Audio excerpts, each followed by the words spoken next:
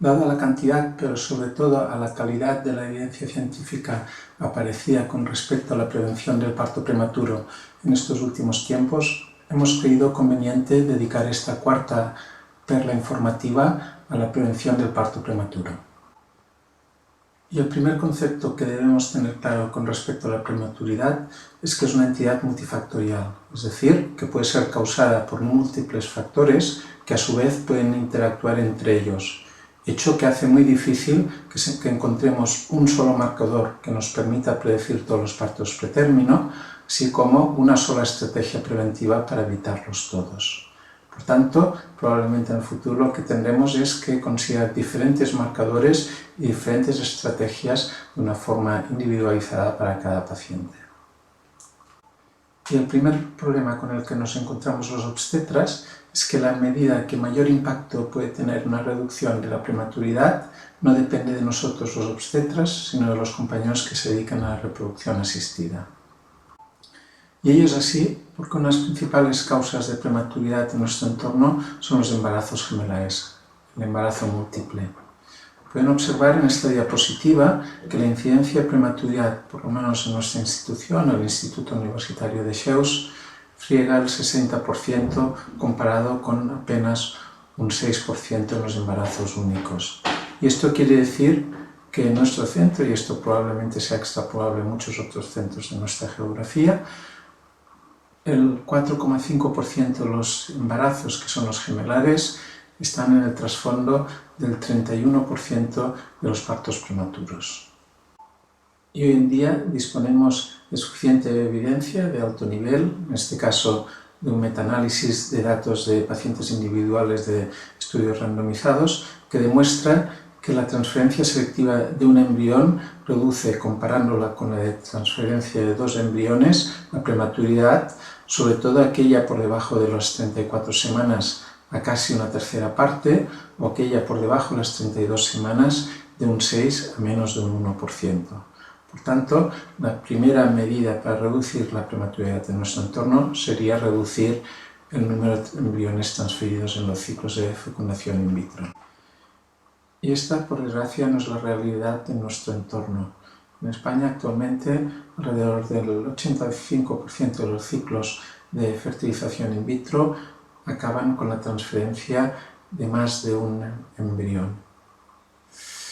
Y esto significa que el 25% de las gestaciones obtenidas mediante fertilización in vitro en nuestro entorno acaban siendo gemelares. Y estos datos son aún peores si se consideran los ciclos de fecundación in vitro con donación de ovocitos.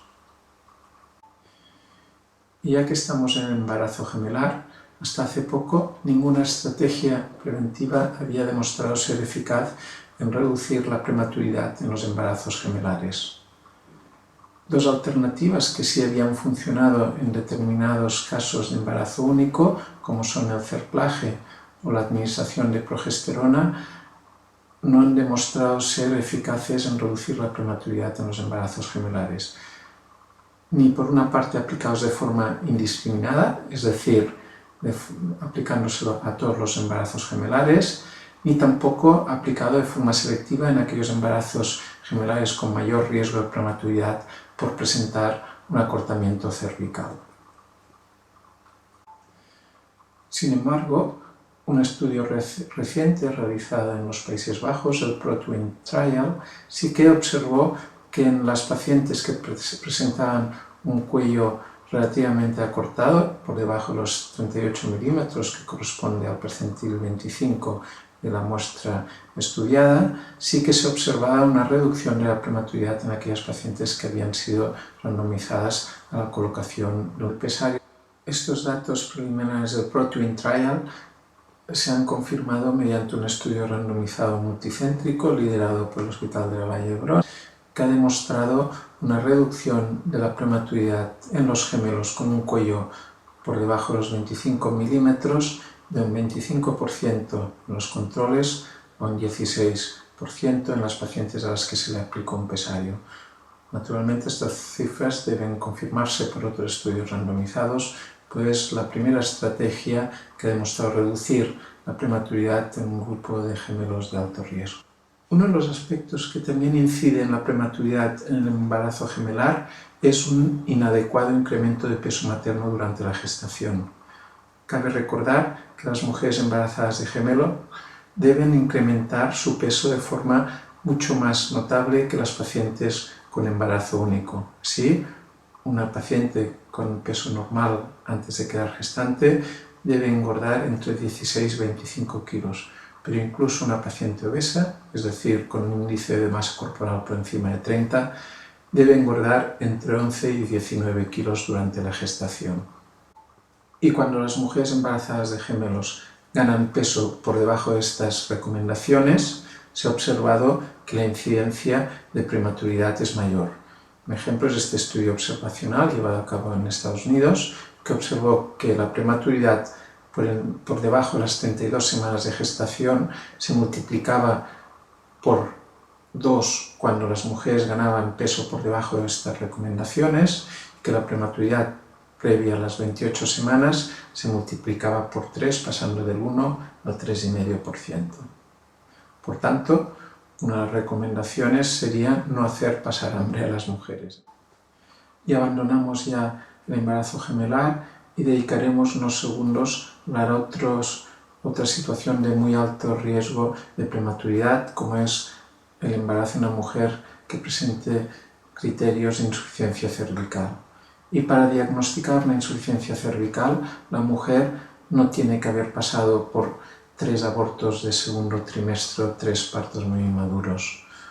Hoy en día considero que con un solo embarazo que haya finalizado de forma prematura, rápida e indolora, siempre que no concurran criterios de coriomionitis, ya sea clínica, ya sea histológica o microbiológica, uno debe establecer el diagnóstico de probable insuficiencia cervical, que ya sería suficiente para establecer la indicación de un cerclaje en una próxima gestación.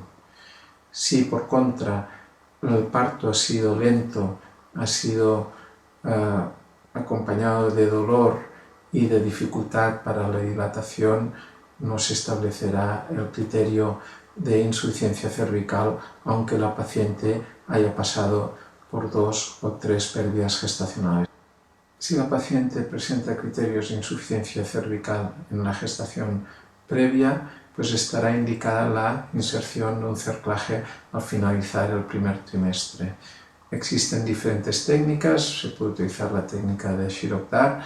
Nosotros utilizamos la técnica de Palmer-McDonald con o sin unos puntos adicionales que nos cierren el orificio cervical externo mediante la sutura con puntos sueltos antero-posterior de ambos labios cervicales, pero en todo caso esta medida profiláctica aplicada en las pacientes con insuficiencia cervical permiten hacer llegar estos embarazos hasta el término en más del 95% de las ocasiones.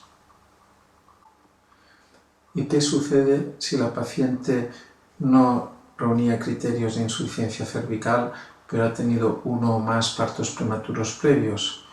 En este subgrupo de pacientes, la administración de progesterona ha demostrado reducir la incidencia de prematuridad en el siguiente embarazo.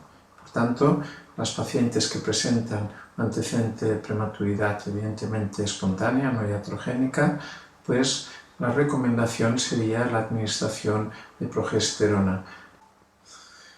Pero en estas pacientes con antecedente de un parto prematuro, si presentan un acortamiento de la longitud cervical a lo largo del embarazo, es decir, presentan una longitud cervical por debajo de los 25 milímetros entre las 20 y 24 semanas, un metaanálisis de estudios randomizados ha demostrado que la inserción de un cerclaje reduce la prematuridad de forma significativa en un 30%. Y cuanto más precoz haya sido el parto prematuro anterior y mayor el acortamiento cervical, mayor es el beneficio de la inserción de un cerclaje, que puede llegar hasta una reducción del 50% de la prematuridad. Y abandonamos ahora sí el alto riesgo es decir, las pacientes que han tenido un parto prematuro previo, tienen embarazo múltiple, nos centraremos en aquellas de bajo riesgo. En estas pacientes se ha demostrado que si presentan un cuello corto en el segundo trimestre, se considera como tal menos de 25 milímetros entre las 20 y 24 semanas, la administración de progesterona reduce la incidencia de prematuridad. Por tanto, si una paciente a las 20-24 semanas presenta un cuello por debajo de los 25 milímetros, debe recomendársele la administración de 200 miligramos de progesterona vaginal al día hasta las 35 semanas. Pero es la única alternativa que tenemos que haya demostrado eficacia en la reducción de la prematuridad en estas pacientes con el cuello corto. Pues no, existe otra alternativa que es la inserción de un pesario. Esto fue demostrado por el estudio PESE, un estudio multicéntrico español que demostró que la inserción del pesario reducía de forma significativa no solo la incidencia de prematuridad, sino la morbilidad asociada a la prematuridad en estas pacientes. Respecto también a una de las dudas que pueden presentarse después del tratamiento de una paciente con una amenaza de parto prematuro, es si debe realizarse algún tipo de tratamiento de mantenimiento, ya sea con fármacos torcolíticos o con progesterona después de haber estado ingresadas por una amenaza de parto prematuro. Aquí la evidencia a día de hoy todavía es algo dudosa. Diferentes estudios, todos ellos observacionales y no randomizados, parecen observar un beneficio de administración de progesterona para prevenir la prematuridad en este tipo de pacientes. Sin embargo, otro estudio randomizado español y multicéntrico ha demostrado que la progesterona administrada en estas pacientes no aporta un beneficio en términos de reducción de la prematuridad. Este estudio al que hago referencia es el estudio Promesa, que está pendiente de publicación, por tanto no les puedo presentar la referencia bibliográfica. Curiosamente sí que existe un estudio retrospectivo comparativo que compara la utilidad de la progesterona con respecto a la nifedipina como tratamiento de mantenimiento tras un ingreso por amenaza de parto prematuro y observa mejores resultados con la progesterona. Y por tanto, para concluir, las recomendaciones que realizaríamos para reducir la prematuridad en nuestro entorno sería, en primer lugar, no transferir más de un embrión en los ciclos de fertilización in vitro. En segundo lugar, no hacer pasar hambre a las pacientes gestantes con embarazo múltiple. Administrar progesterona a pacientes con antecedentes de un parto prematuro.